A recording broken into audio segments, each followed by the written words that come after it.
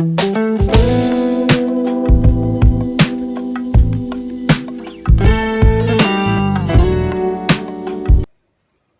ઈસુ કૃષ્ણ નામમાં આજનો દૈનિક વચન સાંભળવા માટે તમો સર્વને સ્વાગત કરું છું. આવો આપણે પ્રાર્થના કરીએ. સ્વર્ગીય પિતા, આ સવારના સમયમાં તમારી આગળ અમે આવીએ છીએ. તમારા વચન દ્વારા અમારી સાથે તમે વાત કરો. અમારા જીવનમાં તમે આવીને અમને તમારા માર્ગમાં તમારી ઈચ્છા પૂર્ણ કરવા માટે દોરી જાઓ. સાંભળનાર અને સમજાવનાર મને પણ તમારી કૃપાથી ભરપૂર કરજો. ઈસુના નામમાં માંગીએ છીએ પિતાજી, આમેન. વાંચીએ માથી લખેલી સુવાર્તા 14મો અધ્યાય 34 અને 35મી કલમ વાંચીએ. 34, 35, 36મી કલમ.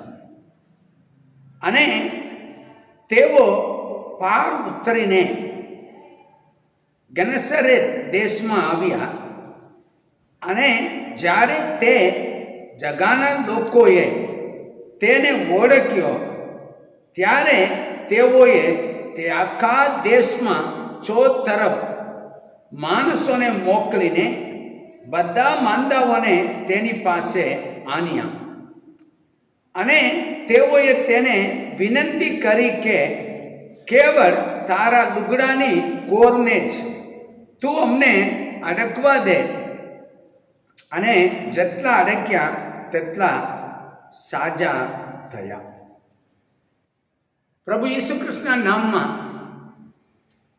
હું તમને જણાવવા ચાહું છું, તમે અને હું આપણા પ્રભુ ઈસુને ઓળખવું જોઈએ.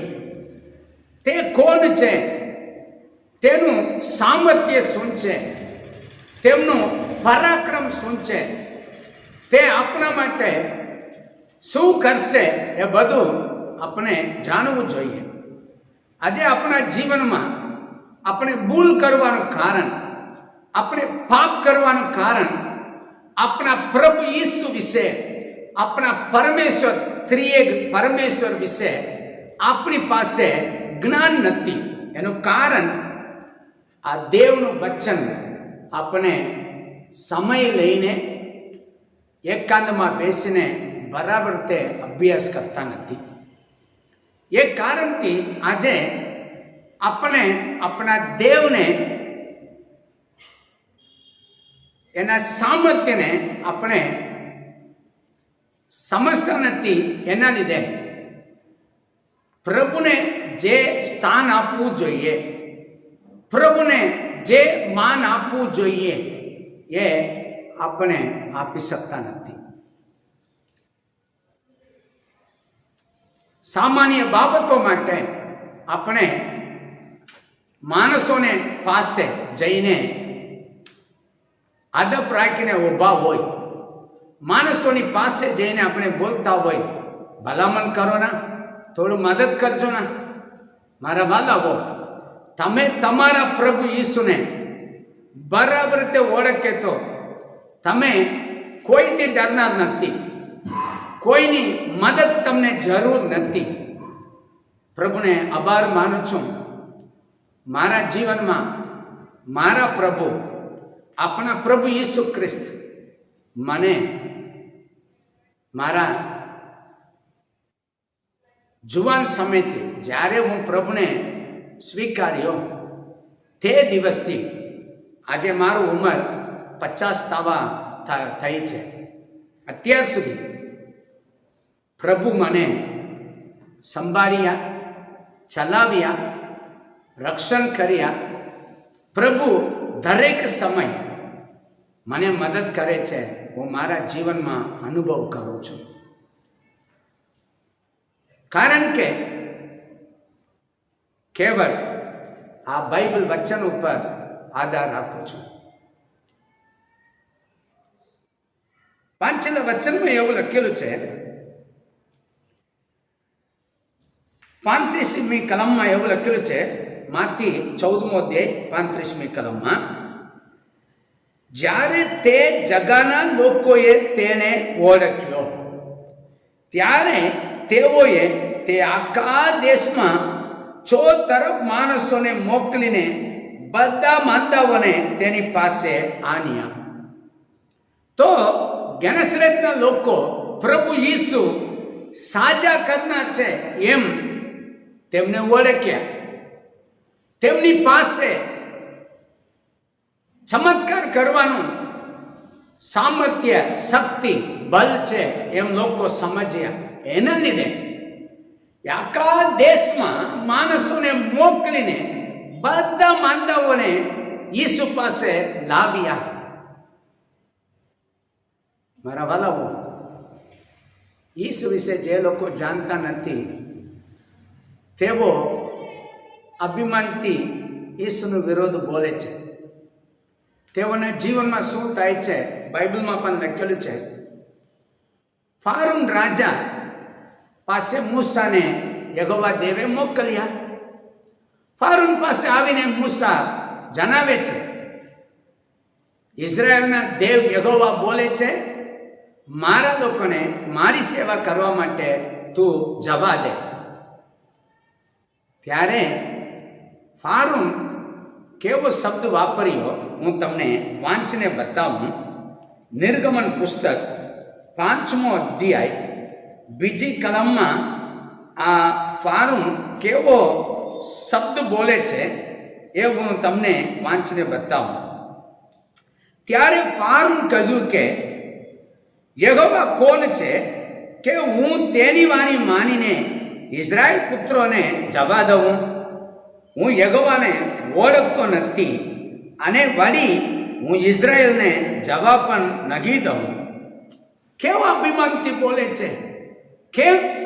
તે યહોવા દેવનું સામર્થ્યને સમજતા નથી.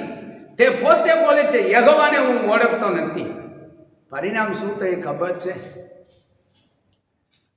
લાલ સમુદ્રમાં તે ડૂબી મુવા.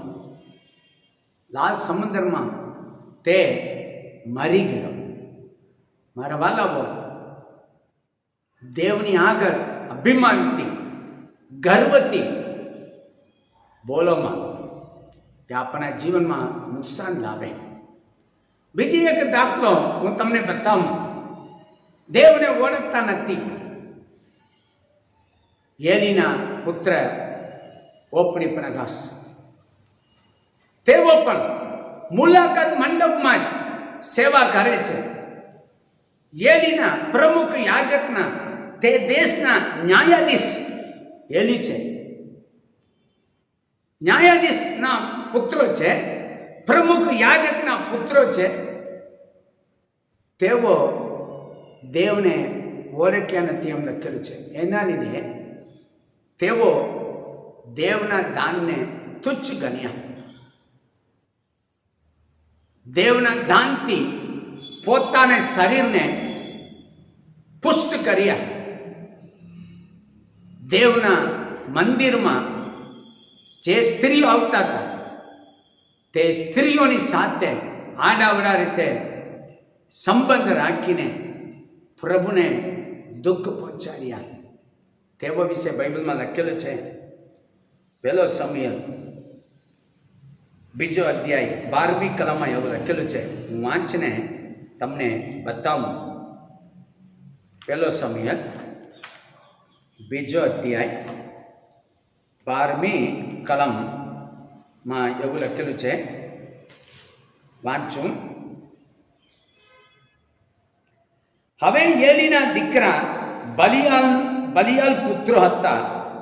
તેઓ યહોવાને ઓળખતા નહોતા. તેઓનું પાપ યહોવાની આગળ બહુ અહોર હતું, મોટું હતું.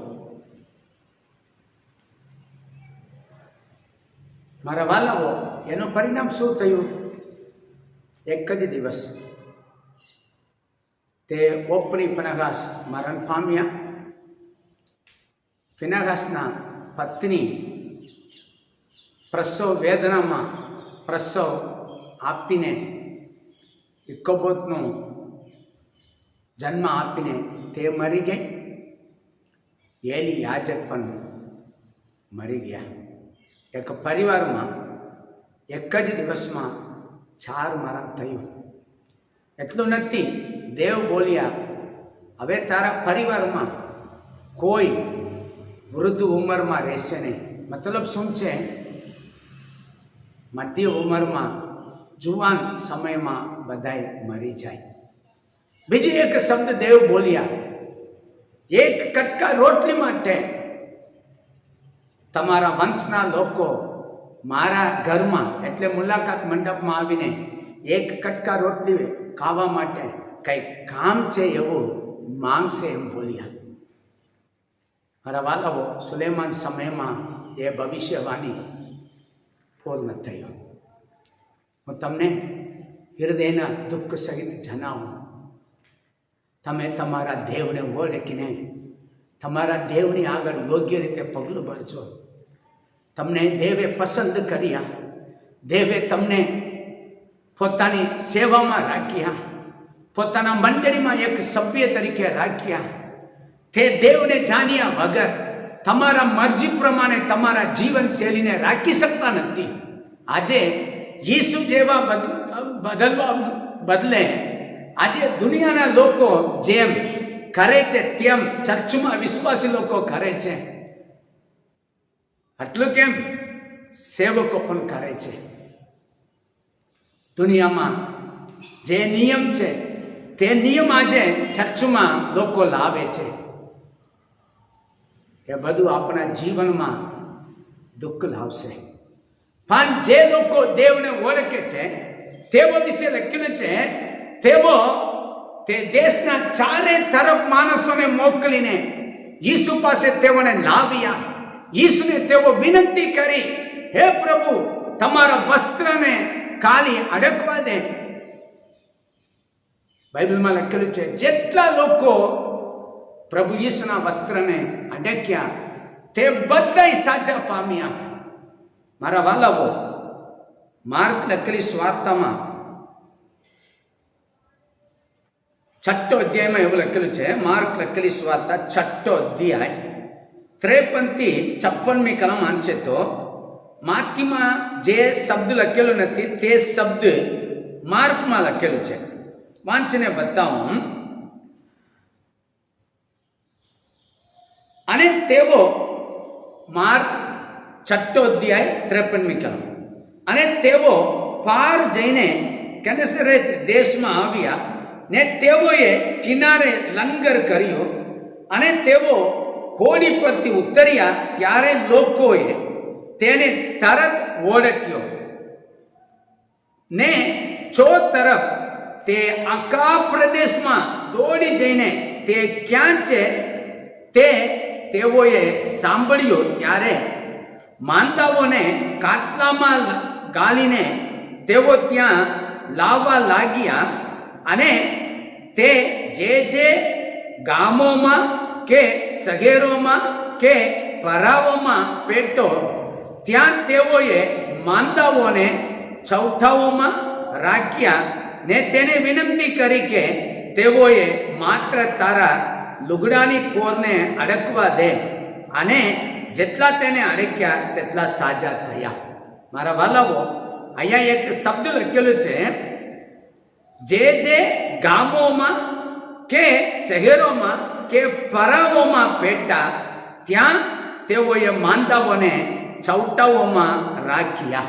મારા વાલાઓ, ઘરની આંગણામાં માંદા લોકોને રાખીને પ્રભુ ઈસુ આવતા સમયે તમારા વસ્ત્રની કોરને અડકવા દો એમ બોલતા હતા. તેઓ ઈસુના સામર્થ્યને જાણતા હતા.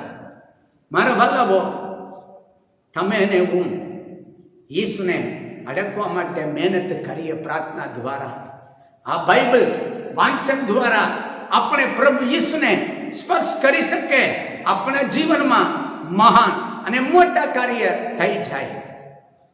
મારા વાલાઓ, દેવની આગળ તમે તમારા જાતને નમાવીને પ્રભુને રોજ શોધવા લાગો.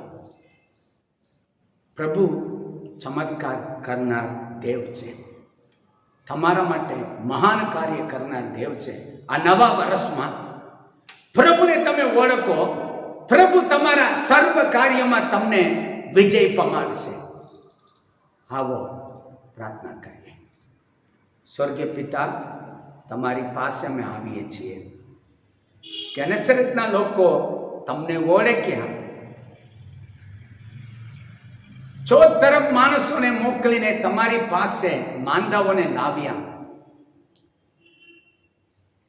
તેઓ તમારા વસ્ત્રની કોર અડકવા માટે તમારી આગળ વિનંતી કરીને અડક્યા. તેઓ સર્વ સાજા પણ પામ્યા. પ્રભુ, એનું કારણ માથી 9મો અધ્યાયમાં 12 વર્ષ લોહીવા સ્ત્રી તમારા વસ્ત્રની કોરને અડકીને સાજાપણું પામી. તે બધાની આગળ સાક્ષી બોલતી હતી. એ સાક્ષી લોકો સાંભળ્યા. એ સાક્ષી લોકો મધ્યે ફેલાઈ ગયો. એના લીધે ગેનેસરેત લોકો તમારા વસ્ત્રની કોર અડકવા વિનંતી કરી. તમારી પાસે મંજૂરી માંગ્યા.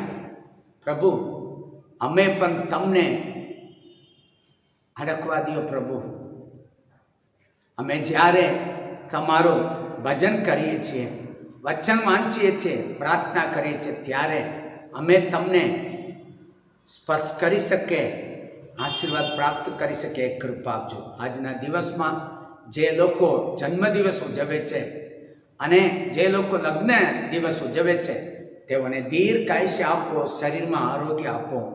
જે લોકોના શરીરમાં બીમાર હોય, દુષ્ટ આત્માનું બંધન હોય, તેઓને તમે સાજા કરો. તમારા હાથમાં સોંપું છું. પ્રભુ ઈસુ કૃષ્ણના નામમાં માંગુ છું પિતાજી, આમેન. તમે સર્વને જય પ્રભુ ઈસુ. પ્રભુ તમને આશીર્વાદ આપે. Thank you.